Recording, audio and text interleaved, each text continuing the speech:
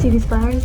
These are poppies, and guess what? We're not making heroin today, guys. We're talking about World War I. Now, this flower is actually the memorial flower for World War I. I'm sorry, I know that was a bit of information, but if you don't know why, heroin is actually made from the poppy plant. Fun fact! Anyway, so the whole goal, I actually had these originally so I could just give them to you. These are really cute little flowers, but these were designated as the flower of memorial for World War I. So whenever there's like soldiers, different graves, different like statues, and you see the poppy flowers, it's normally because it's a World War I veteran or someone that died during World War I, like a political figure, like whatever. So anyway, enough of that. So World War I, also known as the Great War, technically started from 1914 and ended in 1919. That's when the Treaty of Versailles was officially signed, and Germany was completely embarrassed and got super angry, which led to World War II. But like I said, I'm only going to talk about the main causes of the outbreak today. Now, this war didn't just like start out of nowhere. There was a series of different things that really altered the course of the entire 20th century, and it was starting in the late 19th century, so like the 1870s. Okay, dokie. So the main causes. So from about 1870 to 1914, a lot of developments gradually increased the tensions among European nations. So especially there's like Central Powers that we're going to talk about. And there's going to be like the key players in World War I. So the main causes, we're going to have them color-coded because I am very picky and I want to make sure that everything like makes sense. So this MAIN, even though it's an acronym, it actually all stands for something. So the red M is militarism. So militarism is obviously about the military and the power of the nation's military. Green is alliances. So these alliances are actually going to focus on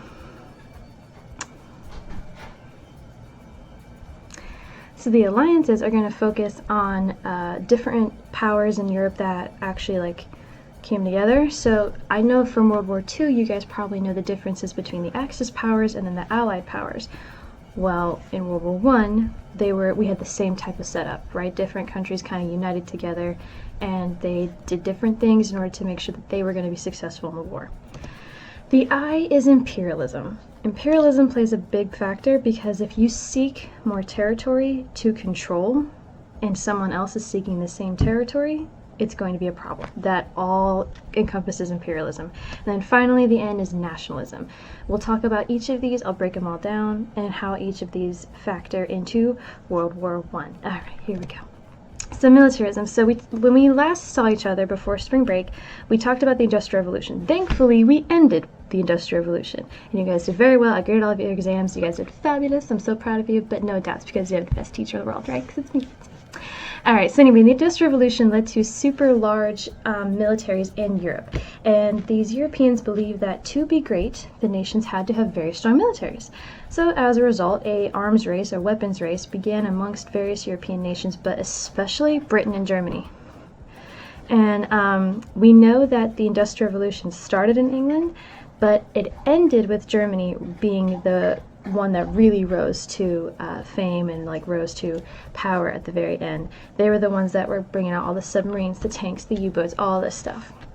But so nations that glorified military power and kept an army prepared for, so like their standing army ready to go at any given point, that is called militarism. And having a strong army increased patriotism amongst citizens. I think we all grasp what patriotism is, but patriotism is having pride in your nation, which in some cases is not bad, but also in a lot of cases it can be very toxic.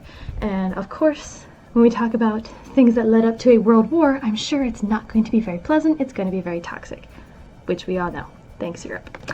Okay, so moving on to alliances now. So there were a lot of rivalries at the time among various nations that led to the formation of two military alliances in World War I that threatened to draw the European nations into war.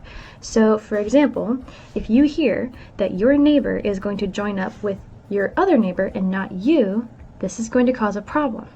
You're going to become suspicious of that neighbor, right? And then you're going to not only become suspicious of them, but the neighbor that they joined with. So this is the problem with these alliances that are forming. Because you would think that alliances are good, right?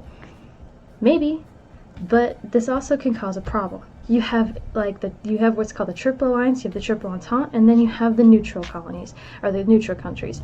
Countries that couldn't care less what they were all unifying over or what they were all dividing over. They were like, just leave me alone, please. Let me just have my tea and I'm gonna go to sleep. That's all they cared about. So the first one, which is the Triple Alliance, was Germany, Italy, and Austria-Hungary. So technically now Austria and Hungary are two separate countries, but at this time this territory was like together.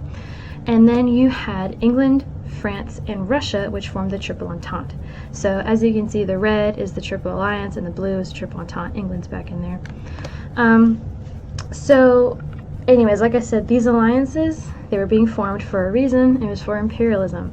So imperialism is not very fun because it can cause a lot of problems. So Germany and France almost went to war 3 times to get Morocco. But this is in Africa, by the way. And then England and France argued once again, as pretty much all of European history, England and France has hated each other.